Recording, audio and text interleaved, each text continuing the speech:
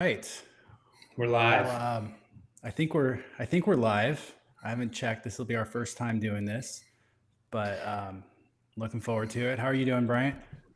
Doing well. Doing well. I was outside farming all day, which felt good.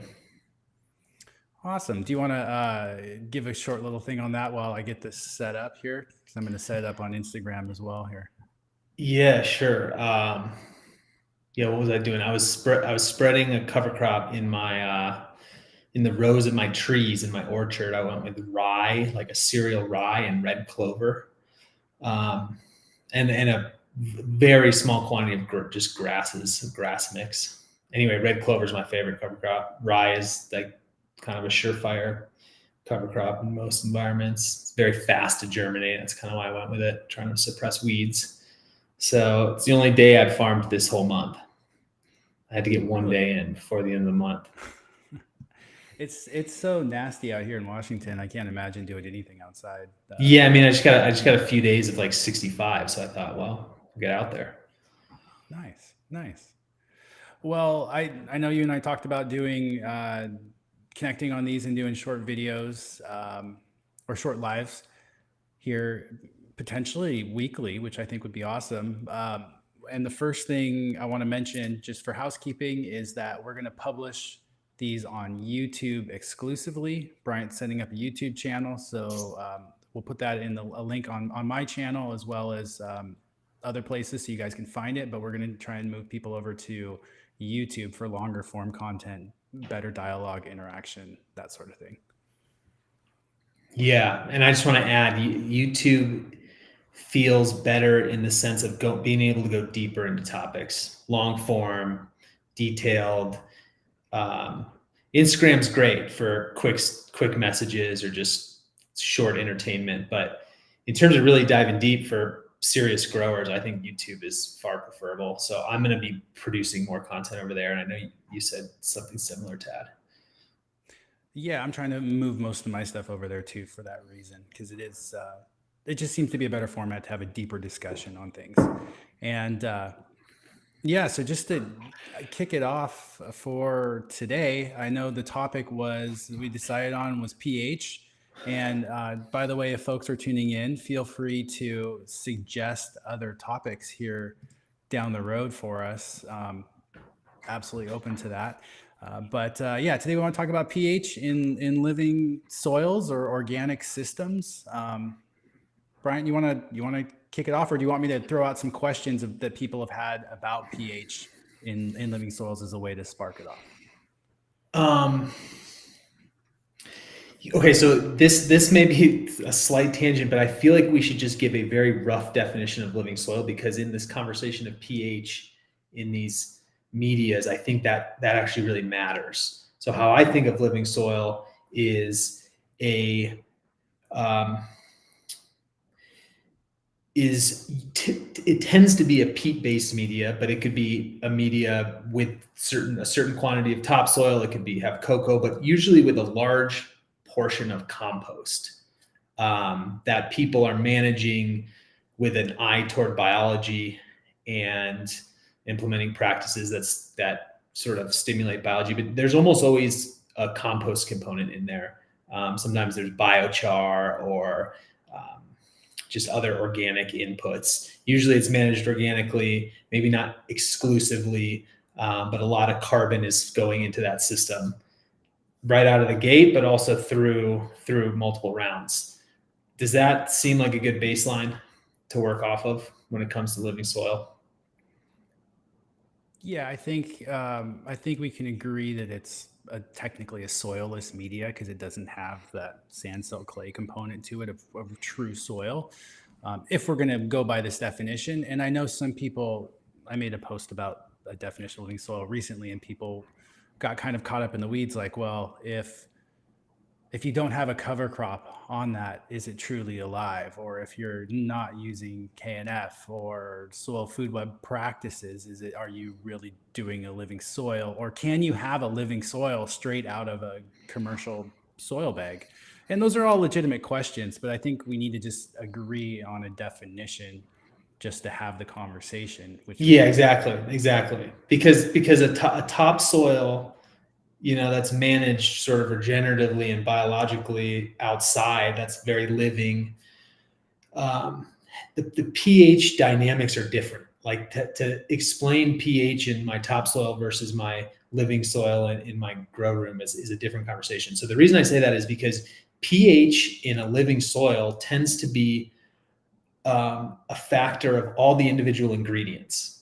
So some of those ingredients are pushing the pH up and some of them are pushing the pH down. And they do that to a different extent over time. And that's where the pH is ultimately going to land. And we can kind of go through some of those interactions or some of those products, I guess, that would be pushing pH up versus pH down and why that matters and where the end pH may result with differing products being used. We can start there, or we could jump into the questions that people have. It's kind of up to you, Ted. Well, I don't see anything yet on YouTube, but assuming that this stream is working, but I'm seeing some stuff on Instagram. What I can see the Instagram side, and it's way delayed compared to our actual stream. So why don't we just kick it off by talking a little bit about what we're calling living soil. So let's just assume a potting soil indoor environment with how we impact pH there, I guess. And like you said, there's a variety of amendments we can use. Why don't you start off and then I'll go from there. Yeah, cool. So assuming peat is the primary percentage of a media, peat, as most people know, is slightly acidic or very acidic, and is as it slowly mineralizes, as it slowly decomposes, it just constantly puts downward pressure on the pH. That's one of the only things that's putting downward pressure on a media pH.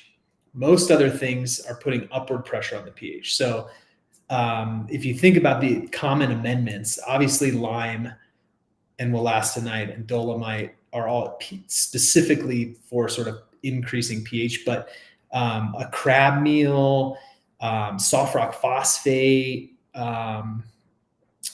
let's see, anything that contains carbonates whatsoever, even compost is very rarely acidic. And so even compost is putting upward pressure on the pH and sometimes super significantly. So generally what I see is once you combine peat, aggregate, compost, and all the amendments to get the nutrient levels up, the pH tends to be at a pretty good place. Sometimes a little bit of lime is needed, but usually not. I mean, in my experience mixing, you have more experience than me. So I think this is where there's a little bit of a narrative that pH doesn't matter in living soil, because right out of the gate, people don't generally have pH issues. But that's not, we've talked about this on your podcast. It doesn't necessarily mean that pH doesn't matter or that people don't need to think about it, because there's two things that I see. One is over time, you can see significant drops in pH and plant health issues as a result of that. So that's a big thing. And the other thing is just the influence of water. So over time, if you are using an acidic water, maybe like a well in North Carolina or something, that'll put downward pressure on the pH like peat would. And over time, you're going to see a steep decline in pH once all of that sort of buffering capacity has been neutralized. More common would be a really high pH, high alkalinity water that would put upward pressure on that soil, where the pH would climb and climb and climb into the upper 7s or 8s even. And while you're not going to see as steep of a decline, or I never have at high pHs, it's not optimal. Like you don't want your pH at 8 in a living soil. That would create a number of nutrient uptake issues. So anyway, that's kind of how I think about it. Do you have any thoughts? I have a ton of thoughts, but going back to this original idea you mentioned when you're formulating soils, I think starting there with peat moss, like you said, with peat moss being so acidic, we're adding a lot of fertilizer, compost, things that are more alkaline. So we're always starting with peat is very nice because we're starting from a very low pH range. If we started with cocoa coir, which is a more neutral, closer to 7, it's much harder to add the same levels of fertility without ending up in a situation where you have a very, very high pH. So that's one of the advantages of peat moss and why it works so well compared to some of these other substrates even that I see coming onto the market that people are trying to make living soils out of. And that's probably another conversation that I think is really interesting because this is something I've been looking into. Yeah, me too. We should actually chat. I think we should chat about that. Yeah. Yeah. But in terms of all of these amendments that we're adding, they do have an impact on pH. With the exception of, gypsum. Someone had mentioned, what do I use to add calcium without raising my pH? And that's really where gypsum comes in. And gypsum's probably its own live all by itself. But I think you really hit on it when you said that optimizing pH, getting it into a range. And keep in mind, guys, this is a range. So it's not like it has to be at 6.6 or 6.8 or whatever your target is. But if you're within 6.6 to 6.8, if you're for me, and I'd be curious to hear your thoughts, I would like to be 6.6 to 7.1 if I want to create a large range there, and I'm not going to be too worried in that range. So for me, I target around 6.8. But if I see 6.9, even though pH is logarithmic, I think that that's great. So I don't know, what is your range there for pH? Yeah, so the Soil Doctor tool targets 6.8, and I would agree with you. I think that like 6.5 to 7, something in there is great. But I see great plant health way above 7. So I think what matters way, way more is nutrient sufficiency and balance. 6.5 versus 7.5, I don't think it matters as long as you have good sufficiency and balance. Someone mentioned in the comments mushroom compost. And I wanted to add one more thing about pH that most people don't know, which is that you can drive pH up to an asymptotic limit of about 8.2 with calcium, with lime, essentially. Either high calcium lime or dolomitic lime. We don't recommend dolomitic lime generally, but either of us. But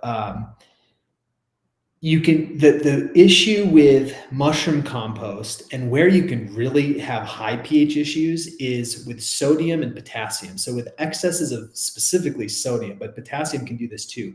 You can get your pH above 8.2, and that's where you get a significant drop off in nutrient availability, but you're also fighting a major excess of either sodium or potassium. So whenever I see pH above 8.2, I do get pretty concerned about what kind of excess is happening. The other very niche example that we talked about earlier, Tad, is ammonium can drive pH up. I wanted to touch on that actually, because I think this is an interesting point for folks. So something that we're dealing with right now with formulating soils is our warehouse at our farm where Andrew is mixing these up. We're not heating the warehouse. It's too large. And so it's cold. And so when he mixes up a blend to formulate, to trial it out, that nitrogen is in the form of ammonium, and it's actually raising the pH of the soil. And that has to cycle into nitrite and then into nitrate, which is the primary form that cannabis wants. And so that process is driven primarily by temperature. It's a microbial process that's driven by temperature. And feel free to correct me on anything I say, Bryant, if I misspeak. But because of that, we recently got a soil test back that we had sent in on a formulation we were trying out, and the pH on it was over 8, and the ammonium was quite high, and the nitrates were low. And this is because the soil was not cycling as rapidly as we wanted it to. But over time, what I would expect as that soil warms up, that I would expect the pH to drop as that ammonium cycles to nitrate, and then my nitrates to go up and my ammonium to drop. So it's an interesting thing, and you can have a lot more of an impact on pH in potting soils or living soils, I think, than you would trying to move an agricultural soil. Yeah, definitely. Yeah, I mean, the first thing, if I saw anything above 8.2, I would go to the standard soil test and I would look at sodium, and then I would look at potassium, and then magnesium. And then if none of that explained the excess, it would either be calcium or ammonium. Ammonia. Sorry, ammonium. Ammonium is the water soluble form of that cation, and it's a base cation. So yeah, you nailed it. Well, let's answer some of these questions. I think Margaret has a good one here on YouTube. She asked, "It seems to me pH in living soils is set for minimizing heavy metals, and how many microbes are in the soil?" So yeah. No, generally pH. The primary reason that pH influences plants is because it makes nutrients more or less available um, at different pH ranges, and that's not a microbial reaction. That's just basic chemistry. Um, and I mean, even just old school kind of like pre-prohibition, 1980s growers know that pH matters. Hydro growers definitely know it matters, and it's all about nutrient availability. Um, you can just see things go wildly out of control when you get out of general pH of, let's just say, like 5.5 to 8.5. Things can get really bad, and that's just all related to the chemistry of nutrients. It does affect microbial communities, diversity, um, not abundance, but it changes. Microbes are very sensitive to pH, but that's not why we change pH.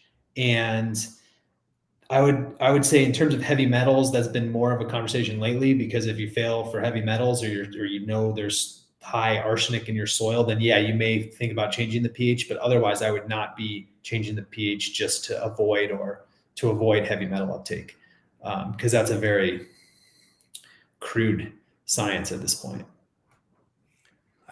Yeah, so I think what she's referencing, it's probably something that's come from myself or Brandon, and this is the idea that we are running a slightly higher pH as a way of potentially limiting heavy metal uptake, because certain metals are going to be more easily taken up by the plant at lower pH ranges. Like you said, 5.5, around in there, you're going to have much greater heavy metal uptake than you would at 6.5, 7 kind of thing. So I think that's what that reference is. I think something that is interesting, though, off of that question would be this idea that plants can control the pH in the rhizosphere, and they can dictate this by selecting for microorganisms, bacteria or fungi, that are either going to create a more acidic or more alkaline environment in the rhizosphere for that plant. And therefore, we don't need to worry about pH because the plant is controlling that itself.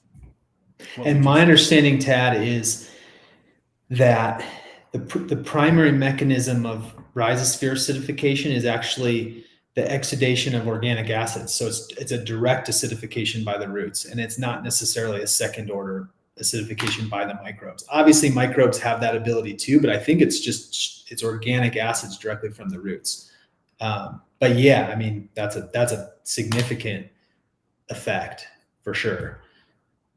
That was my understanding too, that it's being pushed by the plant. So the microorganisms are being selected for by creating an environment that they prefer, not by them creating the environment for the roots. It's just kind of flip-flopped is all. And my understanding too is that the microorganisms, their abundance and their population profile are dictated by, in addition to organic acids that are being spit out, that the roots are putting out a ton of carbohydrates. So essentially, they're creating a bunch of carbs from photosynthesis and putting anywhere from 10 to 40% out through their roots. And so it's like a feeding frenzy. And if you really were to get in there and dissect, there's different exudates. And so what exudates are being put out is what's dictating the biology.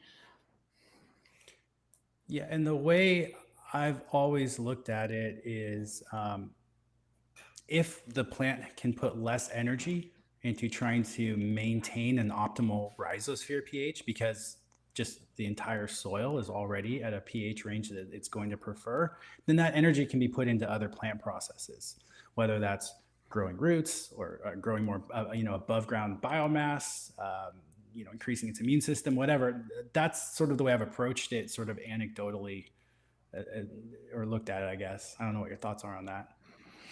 Yeah, I was distracted by some of the questions. It's easy to, that's the thing with these lives. It gets a little bit Yeah, tricky. I'm like, oh, interesting question. Oh, interesting. Well, I was just looking. Why don't we jump off to one of those? Go ahead, pick a question. Yeah, I was just looking at one of these most recent ones, which was like his bed drifted up in pH over multiple runs to 7.5. My opinion is, don't worry about it. Don't try to acidify 7.5. I very rarely am recommending acidification of living soils for a couple of reasons. One is the only good way to do it, in my opinion, is elemental sulfur, and you're going to really push. It's a big process, and usually you want to identify the excess that's causing a high pH and usually flush it out if it's sodium or potassium or magnesium for that matter, and that should lower the pH. Also, like I said, I don't think 7.5 is an issue. I personally don't think you would see an improvement in crop health or yield, flower density, anything going from 7.5 to 6.5. So I wouldn't recommend it. See, I immediately wonder what's in their water, and if they're getting either a plant important mineral like calcium, or are they getting sodium or chlorides in their water that could be pushing up their pH. Absolutely, and that goes without saying. Is like, I think if you're growing, every single person who's growing should have tested their water at some point or another. Because I guess you're getting at, why would the pH be going up in the soil? Yeah, it could be water, but it could be mineralization of all kinds of different amendments, So like, just as that compost breaks down, if the molecules making up that compost are full of hydroxides and carbonates, then as the compost breaks down, it's going to push the pH up. Same thing. Let's just say you had a granular soft rock phosphate. As those little granular pieces break down and decompose and react, it's going to drive the pH up. I think that, I'm not going to say that. I was going to say, I see that all the time, pH kind of drifting up. And I think it's just because we're putting in a lot of amendments. And as those the plants are uptaking the nutrients from the amendments, but as they mineralize, they're also releasing bicarbonates, carbonates, oxides, hydroxides. All of those things are putting upward pressure on the pH over time. Yeah, I take a slightly different approach, but very close, in the sense that I might be willing to apply a little bit of agricultural sulfur to start lowering the pH. Again, I would want to see a soil test to see, first of all, what cations are pushing up the pH, or I'd want to talk to the grower and say, hey, did you just add a bunch of compost or biochar, or maybe we need to back off the amendments, or is it things like you said, like sodium pushing it up, or something out of balance? So it's a complicated question. If everything looked good and it was just your pH was slowly rising due to your water or something, or over application, and it's not a flushing sort of leaching situation, I don't have a problem using a little bit of egg sulfur. I've seen mixed results, and I'm curious your thought on this, about adding more peat moss as a way of lowering the pH, because the research paper I saw in it showed it was ineffective, but I'm not convinced that is the case. Like, could we just make more soil out of that? Yeah, you could essentially dilute your existing soil with a new base mix that's acidic. That would totally work. The acidity of peat is not necessarily super strong, so I don't think you're going to see your soil drop, from 7.5 to 6.5. But it definitely puts downward pressure, so it would help. It would definitely help. But I would probably try to identify the source of the high pH, whether it's water, compost, et cetera, and address that, and excess. But again, I don't think I would take action until you're like pushing 8. That's just me. Yeah, no, I think that's great. Well, why don't we do one more question? Because I know you and I talked about keeping these a little bit shorter, but maybe trying to have a consistency of frequency with them, which I think would be really fun. So do you want to pick one more question out of the chats relating to pH that we can chat about? Yeah. Let me just look through them. Rhizosphere, that's a whole other topic, Craig. It is. It is. um, Yeah. and I don't know how much that's gonna affect. I think that's a separate conversation on pH. Unless I'm missing something, I don't think that relates to pH. No, I think that's more about nutrient Yeah, uptake. that's nutrient uptake, and yeah, probably get so We could pulled talk into these about topics. water in relation to pH really quickly and how we can best manage water in Yeah, your let's do grow. that because there's a topic that's fascinating to me that that okay. So yeah, we'll get so in general, I think you should only acidify water if you get a water test and there's high alkalinity above 120, but maybe even higher, maybe 160 ppm of alkalinity. The reason for that is you can have a high pH water that's not going to affect your soil pH because it just doesn't have a lot of molecules that are alkaline in it. So your soil will buffer it very easily. So you have to see that alkalinity number. We've talked about that a lot. And only then would I consider it. The other thing I tell growers is get a paste test from Logan Labs and submit your irrigation water. And the combo of the irrigation water plus your living soil, that's the soil solution. That's what the plant roots actually see. So if that is high, if the pH there is high, or you don't want your high alkalinity water putting upward pressure on your soil over time, that's when I would acidify. And I think I think it's a totally fine practice. I always use citric acid. I'm organic. It's really the only option organically. Um, and So yeah, go if you ahead. don't want to use, well, citric acid is a weak buffer. So if you're putting it into a reservoir right there, you're not really going to do anything. It's going to go creep right back up on you. So I think that's something to point out. So I've noticed it creeps up, and this is where it gets interesting because the creep up to me is if you were to leave it because I acidify like big spray tanks all the time, and I barely use much citric acid. It's very effective and doesn't float up for unless I leave it overnight. Have you seen it float up quickly? Well, not exactly. I wouldn't say quickly, but I think a lot of people with their aerating the water too, that speeds things up as Mm-hmm. well.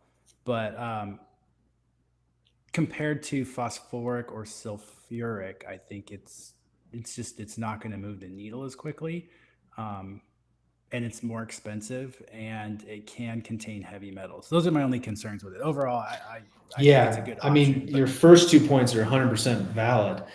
Problem with phosphoric is it's not organic, and you can really flood. You have to be careful with how much you use because you can flood the soil solution with soluble phosphorus, which can have negative consequences. You also just environmentally got to be careful because you can be like, just yeah, no doubt it's more effective. Same with sulfuric. My issue with sulfuric is it's like kind of nasty to work with.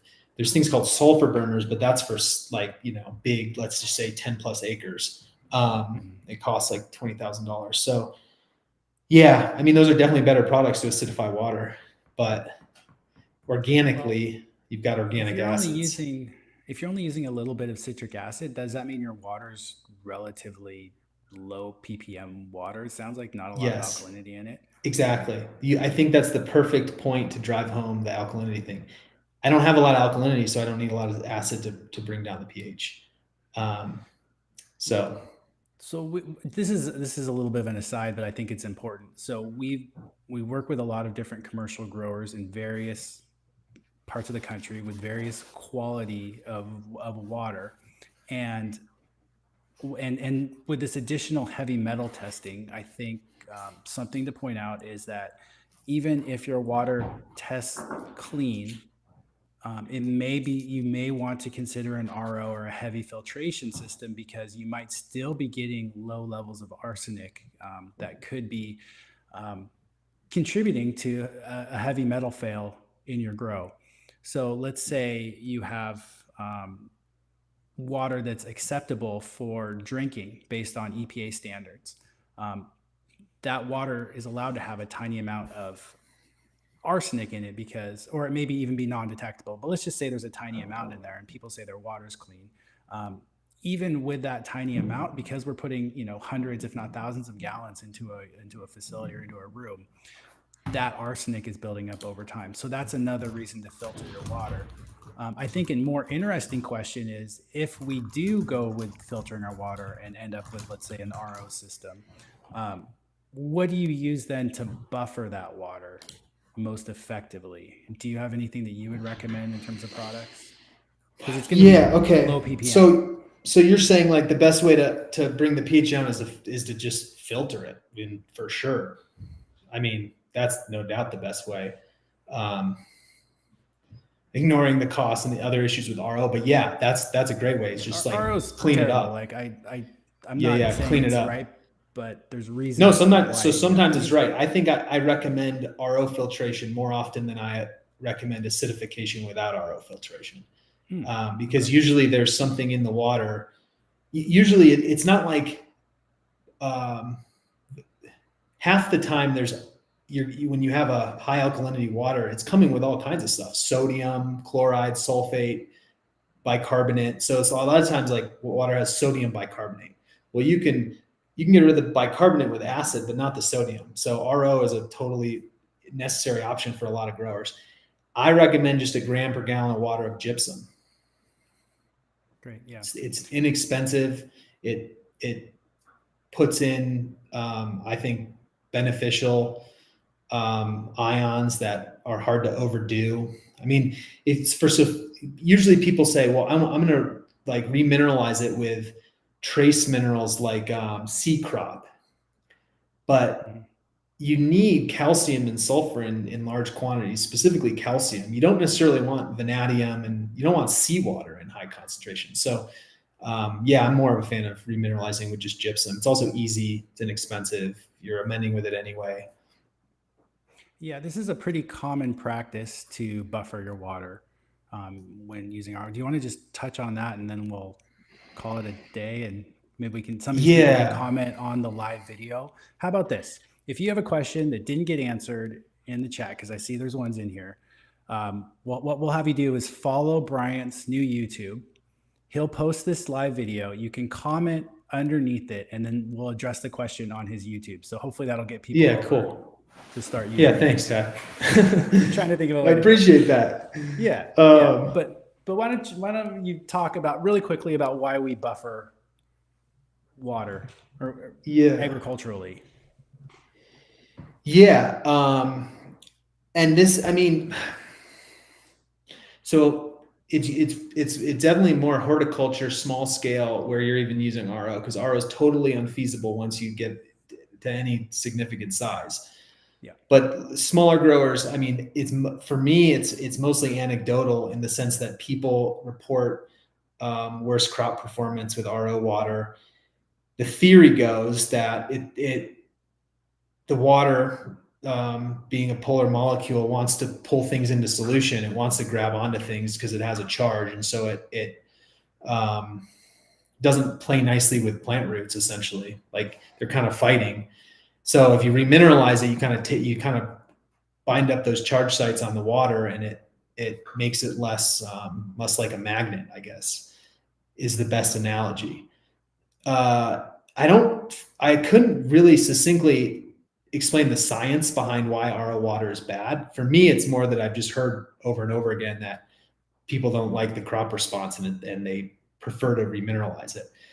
So that's why I'm like, okay, if that's the case, I would do 1 gram of gypsum. But I'm sure there's lots of there's more experienced people with this and also other ideas. So I'd be curious to hear your thoughts or other people. Well, for me, it's something that I've always done. You hear RO water described as hungry water. Like you said, it wants to bond with something. It can strip minerals out of metals and things that it comes in contact with on its way to your soil. So that can be an issue. And that's one reason to buffer it right there. But in addition, like you said, crop response, Kurt Becker with DRAM, he's one of the leading water experts that I know of through Suzanne Wainwright Evans, and I did a podcast with him. And that's something that they always do in the horticultural systems that they set up.